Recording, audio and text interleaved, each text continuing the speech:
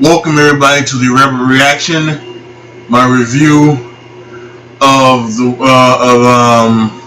30 for 30. That's your boy Ric Flair. It just aired on ESPN, and it was fantastic as all of these 30 for 30s were. A lot of this stuff, some of you guys may know, and like me, I know from back, from like his old DVDs, some of his olden days, how he got trained and things like that, how much he changed over his wrestling time. He changed, went from being like this big 300-pounder to being a guy like 225, 230. Especially after his plane crash. And the one thing I wish they would have remembered the people that passed away in the plane crash. That I myself can't remember off the top of my head, but I know there was some other people. I know there was a couple other people injured, and one did pass away. But yeah, there were so many things that they did try to go into. Talked about the Horsemen and what the Horsemen were and why they were there. And you're talking about guys, the four guys: Tony Blanchard, Arn Anderson, Ole Anderson, and Ric Flair. Guys who could speak and could talk and could wrestle. And they all got together and they, as Arn Anderson says, they were really the first cool heels. They were the first cool bad guys. And I was not a NWA WCW fan during that time. During the 80s, I was a WWF guy. I watched, and the way they tell it, that's what I was supposed to be. The NWA WCW, they were for mainly guys. They were for, they were the fights and the brawls and the bloodbaths and all of that, things like that, and they were for the men. And while WWF was for the kids, and the kids would take mom and pop, ask mom and pop, can we go see Hulk Hogan? Can we go see Ultimate Warrior? Can we go see Macho Man? And I think that's exactly. So that should make think why I was more of a WWF fan than I was NWA fan. Now, as I got older and I realized, I started to watch NWA, and I remember things. I remember Cactus Jack, and I remember Bunkhouse Buck. Remember that guy, him and Stan Hansen were like they were a tag team. I don't think they could wrestle a lick, but they would just fight you. And there were so many things as I got older. I remember like the whole Missy Hyatt things from WCW, Hyatt commercials and everything like that. So they got into all of that stuff. Not some of but the stuff about the difference between WWF, WCW, Jim Cornette, as candidly as he wanted to be, calls WWF the Harlem Globetrotters. I don't think they were that. I don't think they were the Harlem Globetrotters and the NWA with the Boston Celtics. I don't think that was the case, because WWF was going all across the country, worldwide, and NWA was staying in the southeast for the most part. They were every now and then go out west or up north to Chicago or something like that, but they mostly stayed the southeast. So maybe you want to say, if the NWA was the Boston Celtics, maybe WWF was the Los Angeles Lakers. They were Showtime. Maybe you want to say that, but then nevertheless, this again is like I said, a lot of stuff is gone over, but it's great to hear, because as you grow older, you gain perspective on certain things that happen. And he still talks about Dusty. Just like in the past, he talks about Dusty with such reverence, and it's amazing. He says he's his greatest, guy, and the things that him and Dusty did, business wise, was just incredible, and the promos and things like that, the hard times, and taking your head off, daddy, and everything like that, and you had Ric Flair, who was, the brash heel, who was the guy who had everything, and he had suits and money and all that stuff, and then you had the son of a plumber who had to work his ass off, and it was the two worlds combined together, and that's how everybody saw each other. You were the working man. You hated the fact that you thought he didn't work hard enough, that everything he got from daddy, and the guy who did have money said that Porsche love, he's not he's beneath me. He's not even worth my time. Everything. It worked perfectly into wrestling, and it takes you back to old times to what you wish wrestling was now. Wrestling now has, and listen, I still watch it. I'm still going to watch it. I don't think I'm not turned off that much by anything about it, but there is a certain thing that you kind of wish back to those 80s and 90s, to where it was simpler, and it was a little more kayfabe. I know that's not a word, but kayfabe. And those y'all don't know, kayfabe is what it's what is basically the front that they put up. When you go out there, he's the nature boy Ric Flair. That's his kayfabe. Now maybe we shouldn't go there, because as we saw throughout the documentary, he was nature boy Ric Flair from the time he was 20 years old to maybe up until this most recent health scare that he had, but yeah, and so it was music. But kayfabe is something where, for instance, like if Hulk Hogan, you would be there and he would be the Hulkster and Hulk Hogan, but once you get him back in the back, he was Terry. He was Terry, and the same thing, get got to the back, I don't know Arn Anderson's real name was Arn Anderson, but Arn was the enforcer, in the ring, and out of the ring he was just Arn. So,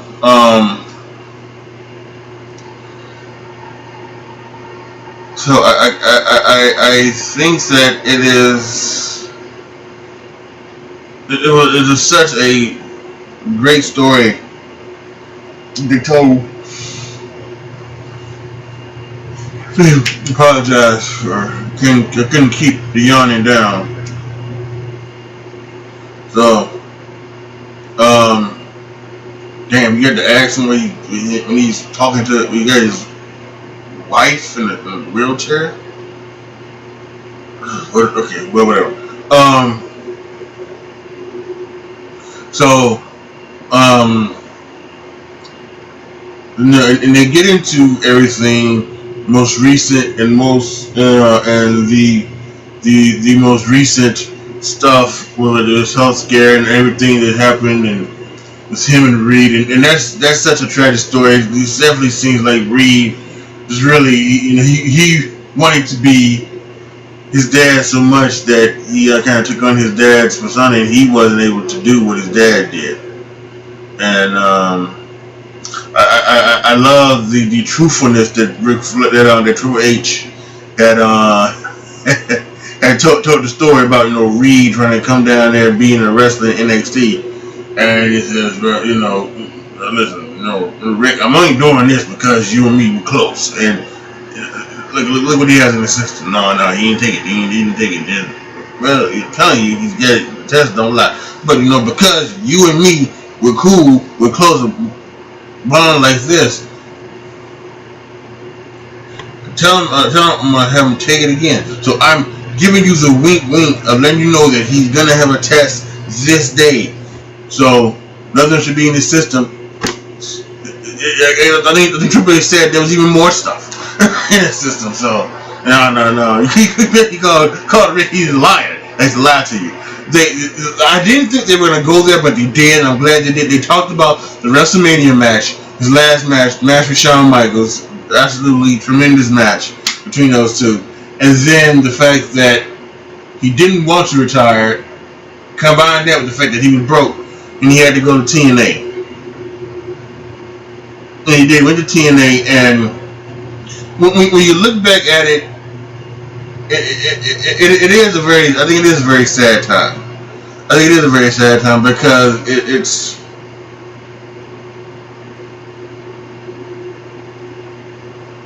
no, it probably wasn't like this all the time, but from what they, from the stuff that they kind of showed, it was basically just, Ric Flair just basically bleeding all over the place, and doing things that he didn't need to do just so that he could, still have that wrestling itch and that he could still make some money. And,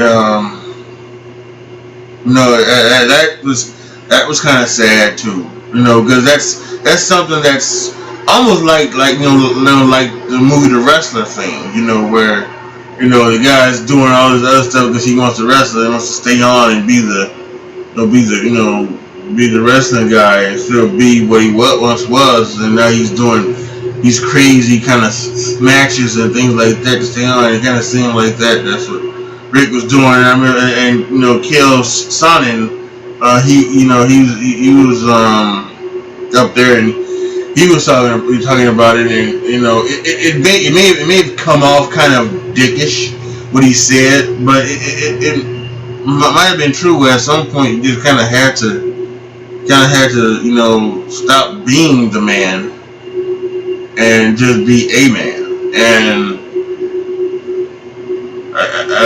because Ric Flair saying is, to be the man you have to beat the man. Woo! And so so I can really see where Chael was coming from with that.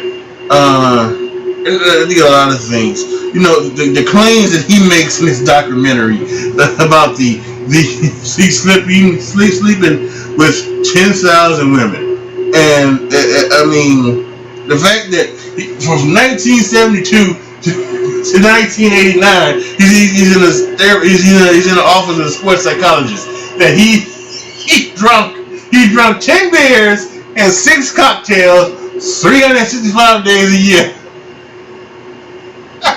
And the trust of God just can't fathom that you can't be doing that. That's not what you do. And for some reason he talks about blaming himself. I have no idea what that's got anything to do with masturbation. I don't know. But why would a sports psychologist ask you how many times you masturbate? I don't get that. That's okay. I'm actually gonna put that on Twitter. I need somebody to help me out with that one. But and there was and everything, and he once he became the Nature Boy, he just Richard Flair left and never came back. And not sure if he ever has come back full circle. So that was interesting.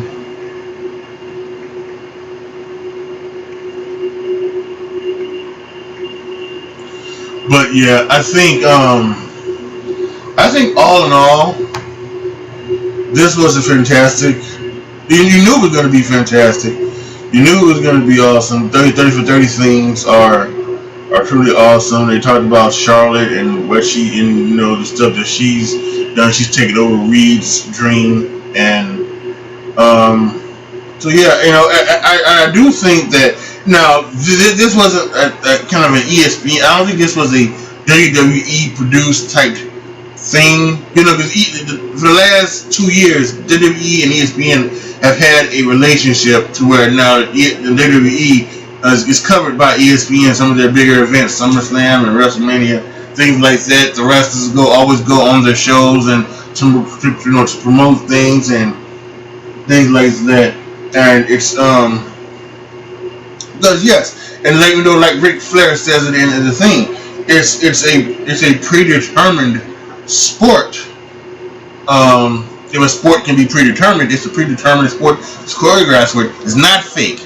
I have hated that forever. I've hated fake because and understand me. I understand. I get the things that yes.